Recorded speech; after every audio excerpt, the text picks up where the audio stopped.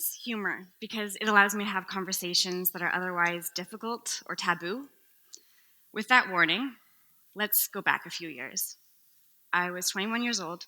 It looked like any other night out with my friends, drinking, dancing, taking the night bus home. I seemed fine. But when I got home, I found a large bottle of vodka, found my prescription painkillers, and took them.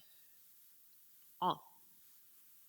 I didn't manage to get through the entire bottle of alcohol because, as you may have noticed by now, I'm not British.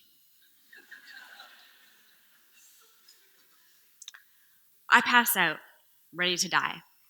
You clever TEDx folks may have jumped ahead in the story and realized I did not die. I woke up the next morning in my bed. Mahatma Gandhi once said, if I didn't have a sense of humor, I would have killed myself a long time ago. I would have killed myself a long time ago, too, if I wasn't so disorganized. It turns out the pills had mega doses of caffeine in them, which is perhaps what kept my heart from stopping that night. Every day, I'm aware that too many others will attempt, but will not be lucky like me. In the UK and North America, the number of people experiencing suicidal ideations is on the rise, but the medical and social resources that could respond to them are shrinking. I never told anyone I was planning on killing myself, and I never told anyone after the fact. I went on as if everything was normal, but I was changed. Given the lack of available support, I started researching suicide like my life depended on it, because it did. We commonly understand suicide like this. People don't want to die, they want the pain to end. So the simple story is, mental illness is painful, suicide is an escape. And I still hear people call suicide selfish. But I know that selfish was the last thing I was feeling when I overdosed. I can't accept this simple story, and I don't think you should either. From my experience and research, I want to share a different perspective on this story, and I think this retelling can save lives. Not all of them, suicide's incredibly complex. But if we could reduce suicide in the UK by 1% this year, that would be 2/3 of all the people in this room. So some backstory. I had always had some issues, anxiety, depression, OCD, ADD. If you could make it an acronym, I've given it a go. But in my first year in university, I witnessed an accident that I won't describe here, but unbeknownst to me has given me PTSD on top of my pre-existing acronyms. And as the months go by, I don't know exactly what's happening to my mind. All I know is that the world is getting increasingly strange and terrifying. And in my new life, I have incredible pressure to maintain my scholarship. I work with children. I volunteer with refugees. I have impressions to manage. And I don't like talking about my mental health. I do like money. And I stumbled across a mental health study, and they paid cash. Every week I'd go in, and they run tests and take samples and ask questions. Hundreds of questions. Do you mistrust people? Do people's heads appear on fire? Do you believe that the devil himself is trying to communicate urgent messages primarily through soap commercials? As it happened, I did. How did they know? It's like they were mind readers. Actually, that was one of the questions. Do you worry that people can read your mind? God damn, they're good. One day, the lead doctor took me alone into her office and said, what would you think if I suggested that your scary experiences and beliefs are not real, and you're experiencing psychosis? And I sat there and cried for approximately 3 months. I asked her if that means I have schizophrenia. No, just psychosis, which could turn to schizophrenia if I applied myself. I need help, but everywhere I turn, funding has been cut. There were 6-month wait lists. The resources weren't there. Suddenly, at work, in cafes, on TV, I became a silent witness to conversations about people struggling with mental illness. They're to blame. They're scary. They're a lost cause. They're just seeking attention. Notice how many of those judgments are not only contradictory, but also personal. as if the person themselves is defective. I had always agreed with the just tell someone approach to mental health. I even preached it. Now I understood why no one can practice it. Who would want to out themselves as defective? Mental illness is not a private issue. We make it one. And every day I was sinking deeper into a hole. My brain was bad. This was my fault. I was trapped in a cage of secrets and felt like a monster no one knew anymore. A couple of years after my attempt, we got the call. Mark was young and so bright and funny, but he was not lucky like me. He didn't survive his attempt. And in his note, he wrote something stunning. He no longer felt lovable.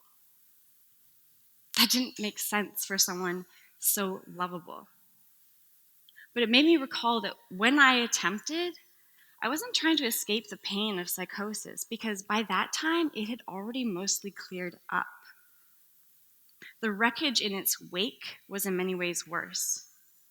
A part of me now sincerely believed that everyone, not just me, would be better off if I was gone. And after Mark, I knew that I wasn't the only one who felt that way. Buddhists call pain the first arrow. The second arrow is the judgment about the pain, which causes suffering. And I found that with mental illness, that second arrow is so devastatingly personal because we as a society have individualized mental illness. We believe in problem people. And we're starting to talk about destigmatizing mental illness. But the way that we've individualized it is unwittingly reflected in the way we try to fight stigma. You, stop feeling ashamed. You, just tell someone. You, share your story.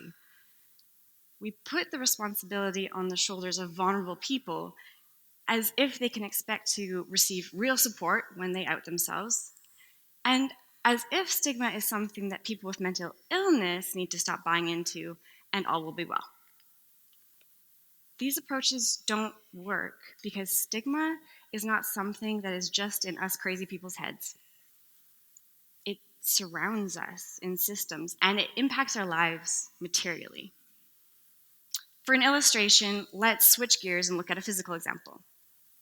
A month after my attempt, I'm late for class, looking at my phone, running down a slippery hallway, and carrying 24 Timbits, which are Canadian donut holes. I managed to fall in such a way that saves the donut holes and breaks the tiniest bone in my wrist that serves no apparent purpose other than to hurt a lot when you break it.